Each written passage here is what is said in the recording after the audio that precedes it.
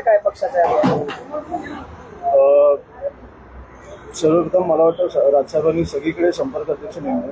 तिकडे मला अविनाश सरांना आणि मला वाटतं अमित सरांना पुण्यात नेमलंय.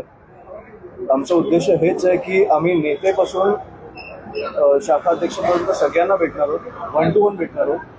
किती दिवस लागले तरी चालतील. हे मला वाटतं रविवारपर्यंत तुमच्याकडे दौरा आहे. आम्हाला सोमवार मंगळवार झालं तरी चालेल. तर आम्ही 1 to 1 सगळ्यांना भेटणार आहोत आणि मला वाटतं की सगळ्यांकडनं आम्ही जाणून घेणार आहोत की आपण कुठे कमी पडतो. नाही,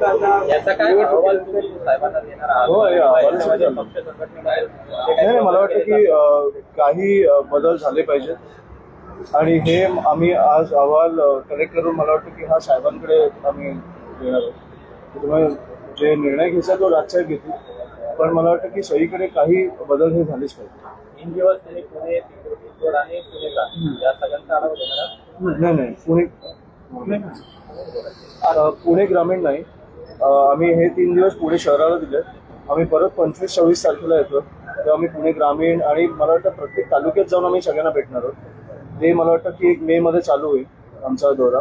पण 25-26 आम्ही इतर संघटनांना भेटणार आहोत आणि पुणे ग्रामीणमधनं जे प्रमुख पदाधिकारी आहेत त्यांना भेटणार. काय काय बदल होणार आहे आणि आता काय ते मी तुम्हाला नाही सांगू शकणार. ते मला अहवालानंतर कळेल. तर आम्ही सगळ्यांना भेटणं झालंच नाही आमचं. मी पहिलं तुम्हाला भेटतो. त्याच्यामुळे सगळ्यांना भेटल्यानंतर मला एक अहवाल साहेबांकडे दिल्यानंतर मला कळेल की काय बदल घडवायचे. या पार्श्वभूमीवरती आपण काय या बैठकीमध्ये काय प्रमुख मुद्दे आपण लक्ष केलेले आहेत सगळ्या कार्यकर्त्यांना? ते थोडं पक्षापुरतं राहू दे ना. साहेब, गोरेगावमध्ये 4 दिवसापूर्वी एक प्रकरण घडलं. एक पार्टी झाली, त्यामध्ये 2 जणांना आपला जीव गमवावा लागलाय. राज्याच्या राजधानीत हे सगळं होतंय. ड्रग्सचा पुन्हा इश्यू आहे का आणि ही सगळी रेव पार्टी होती का? ही जी पार्टी झाली, मला पार्टीची कल्पना नाहीये, पण मला वाटतं की खूप दुर्दैवी आहे की 2 तरुणांचा जीव जातो या गोष्टीत. आणि मला वाटतं की हे ड्रग्स कुठून येतात? आपल्या प्रत्येक शहरांमध्ये येतात. पुणे असेल, नाशिक असेल, मुंबई असेल. हे किती प्रमाणात येतात हे पण मी तुम्हाला सांगेन. हे थांबवण्याची ताकद सरकारमध्ये नाही आहे का? दरवेळेला अशा काहीतरी प्रकार झाल्यावर मला वाटतं की आपण कुठेतरी ह्याच्यावर चर्चा करतो. हे थांबवण्याची मला वाटतं की ताकद असली पाहिजे की पोलिसांना तुम्ही एक 24 तासाचा फ्री हँड द्या. हे सगळ्या गोष्टी सुटतील. मला आता कळायला लागले की शाळांच्या बाजूला ड्रग्ज विकले जातात पुण्यामध्ये, नाशिकमध्ये. ही कुठची परिस्थिती? आपण कुठे आणून ठेवलोय आपल्या शहरांना? ह्या कुठेतरी गोष्टींवर आपण विचार करणार आहोत की नाही की एक पार्टीत खूप दुर्दैवी झालं, पण ज्या प्रमाणात ड्रग्ज येत आहेत, ज्या प्रमाणात ड्रग्ज कन्झ्युम केले जात आहेत, हे खूप भीषण आहे. त्याचे आकडे सरकारकडे नाही आहेत.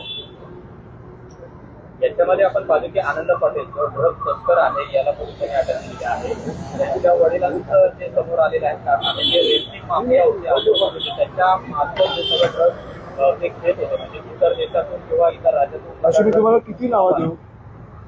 असे एक माणूस नाहीये ना. अशी किती नावं देऊ तुम्हाला की कुठे आपल्या माझा मुलगा तर शाळेत जाईल, तुमची मुलं तर शाळेत जातील. एक भीती तर वाटते ना की आपल्या शाळेच्या बाजूला ड्रग्ज विकले जातात. एका माणसाला एक प्रकरण बाहेर आल्यावर आपण त्या माणसाबद्दल बोलायला लागतो. एक मला वाटतं एक्झाम्पल सेट केलं पाहिजे की हा माणूस पकडला गेला ना, कठोर कारवाई करा.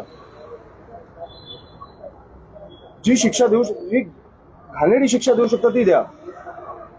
एक एक्झाम्पल सेट करा की तुम्हाला ह्या आपल्या राज्यात ड्रग्ज झाले नाही पाहिजे, त्याच्यासाठी आपण काम नाही करू शकलो ना, तर मला वाटतं आपण कुठेतरी चुकतो. आणि किती सोपी गोष्ट आहे.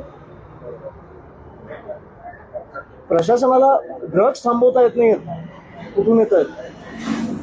या विरोधात महाराष्ट्र रस्त्यावर उतरेल. पुण्यातही अनेक आम्ही उतरून काय करू? राज्यभरामध्ये आम्ही उतरून पुण्यात काय करू? आम्ही पुण्यात उतरलो, नाशिकमध्ये मरणार लोक, मुंबईत मरणार लोक. कुठेतरी प्रशासनाने ही गोष्ट हातात घेतली पाहिजे ना. आम्ही तर उतरूच, आम्ही तुमच्या समोर आणूच, पण त्याच्यावर कारवाई काय होते? आता हा जो माणूस पकडला गेलाय, आपण 10 दिवसांनी बोलू याच्यावर कारवाई काय होते. आपल्याकडे बातम्या एवढ्या असतात की आपण विसरून जातो की काय झालंय. नेस्को आपण 10 दिवसांनी विसरून जाणार. दुसरा एक जो तो पुण्यातच झाला ना. मला वाटतं की तो ज्याने ठोकलेलं पॉर्श काय झालं त्याचं? जामीन झाला. पण तो प्रकरण आपण विसरलो ना. नाशिकमध्ये त्या बाई आणि जे ते बाईकवर होते त्यांचा मृत्यू झाला. दोन तरुण. पण आपण त्या विषयाला विसरून गेलो. आता नेस्को बद्दल बोलतोय. हे आपण किती वेळ चालू ठेवणार आहोत. कधीतरी मला वाटतं की आपण सरकारचे कोणी आले प्रतिनिधी, मला वाटतं प्रश्न विचारले पाहिजेत की काय चालू आहे तुमचं. का ड्रग्ज येतात एवढे. तुम्हाला पण माहितीये, मला पण माहितीये कुठे वाटले जात आहेत. का थांबत नाहीयेत. ड्रग्सचे पैसे कोणाला जातात सरकारमध्ये. हे प्रश्न तर विचारले पाहिजेत ना आपण. आतापर्यंत तरी मला वाटतं की डेमोक्रेसी आहे, लोकशाही आहे असं मला वाटतं. पुण्यातल्या आयटी कंपनीमध्ये सुद्धा आता महिलांच्या लैंगिक अत्याचाराच्या घटना समोर आलेल्या आहेत. नाशिक प्रकरणात अटक झालेली आहे. तुम्ही पुण्यात आहात. पुण्यात एवढी मोठी आयटी इंडस्ट्री आहे, देशभरातून लोक येतात. त्याचे ऑडिट होणं गरजेचं आहे का. कारण हिंजवडी बाद सध्या असे आयटी का पाहिजे. 100%. हे काय बोलायची गोष्ट आहे का. तुम्हाला माहित नाही तुमच्या कंपनीत कोण काम करतंय. हे काय कंपनी थर्ड पार्टीचे इश्यूज आहेत असं म्हणून टाळते आणि मल्टीनॅशनल. हा प्रश्न चुकीचा आहे ना. झालंच पाहिजे. माझं ह्याच्यावर काय ओपिनियन घेतं. नाही, तुमची पक्षाची भूमिका म्हणून काही. पक्षाची भूमिका नाहीये. मी माणूस म्हणून बोलतो तुमच्याशी. दरवेळेला बोलतो तेव्हा मी नेता म्हणून बोलत नाही. मी दरवेळेला तुमच्याशी बोलताना माणूस म्हणून बोलतो. आणि मला वाटतं की शहरात कुठेतरी कोलॅप्स होत आहे आपल्यासमोर. तुम्ही या शहरांमध्ये राहता. मला वाटतं की तुमच्या समोर तुम्ही जिकडे वाढलाय ते शहर कोलॅप्स होतात तुमच्या समोर आणि तुम्हाला काही पडलीच नाहीये. तुम्ही आजचा विषय घेता, 10 दिवसांनी विसरून जाता. ट्रॅफिकचा विषय जबाबदार कोण आहे. तुम्हीच सांगा. तुम्ही इकडे बसा आणि तुम्हीच सांगा. अमरावतीमध्ये जेवढी प्रकरणं येत आहेत लैंगिक अत्याचाराची, त्याच्यात कुठली भूमिका सरकार घेत नाही. म्हणजे जी SIT मग हे तुम्ही सरकारचे प्रश्न मला का विचारता. नाही, राजकीय पक्ष म्हणून. राजकीय पक्ष म्हणून काय. मी असो तर फाशी दिली असती.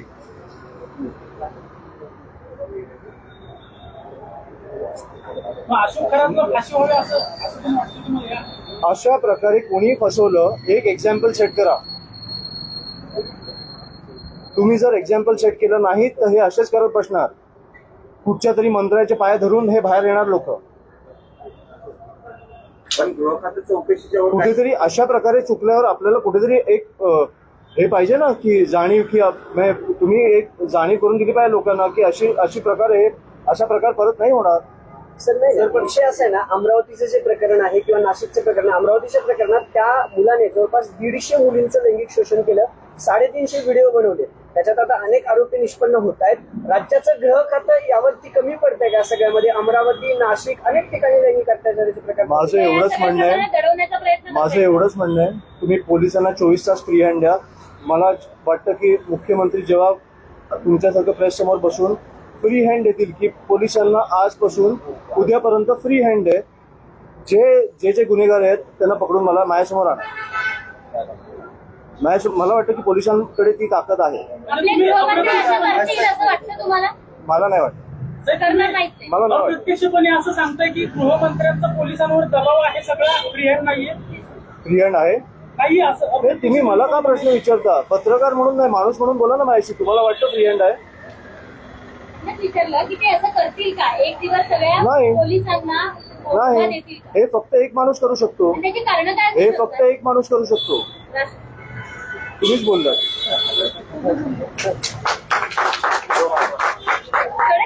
आणि मला वाटत नाही की एक दिवस करेल तो माणूस.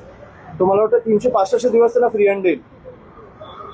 तुम्हाला महाराष्ट्र ज्या प्रकारे साफ दिसला बघायला मिळेल ते मुख्यमंत्री झाल्यावर हे वेगळं असेल. मुख्यमंत्री हे देत नाही. त्याची कारण काय वाटतात. नाही, मला कारण माहित नाही. कारण तुम्हाला जास्त माहित असेल.